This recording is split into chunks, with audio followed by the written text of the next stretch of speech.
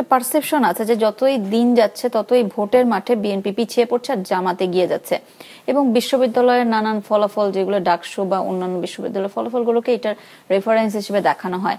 এটি নিয়ে আপনারা কি বলবেন?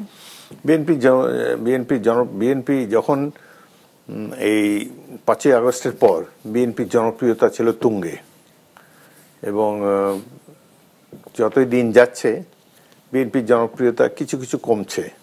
এটা সকল দলের বিরূপ প্রচারণার কারণে হতে পারে, কিছু কিছু চাঁদাবাজিও হতে পারে। তবে এখনো নির্বাচন জেতার জন্য যে জনপ্রিয়তা প্রয়োজন সেটা বিএনপির রয়েছে। তবে 5ই আগস্টের পর যে তুমুল জনপ্রিয়তা ছিল সেখানে কিছুটা কমেছে, এটা আমাকে স্বীকার করতেই হচ্ছে। তবে এখন ধীরে ধীরে দলটি আরো স্টেবল হচ্ছে।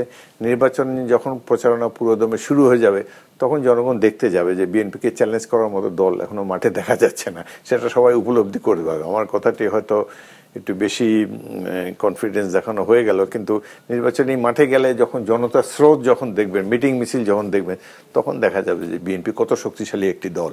বিএনপির বিরুদ্ধে সবচেয়ে বড় অভিযোগ আসলে চাঁদাবাজি নিয়ে 5 আগস্টের পরে। এটির প্রভাব আসলে ভোটে কতখানি পড়বে বা বিএনপির ক্ষতি করলো কিনা?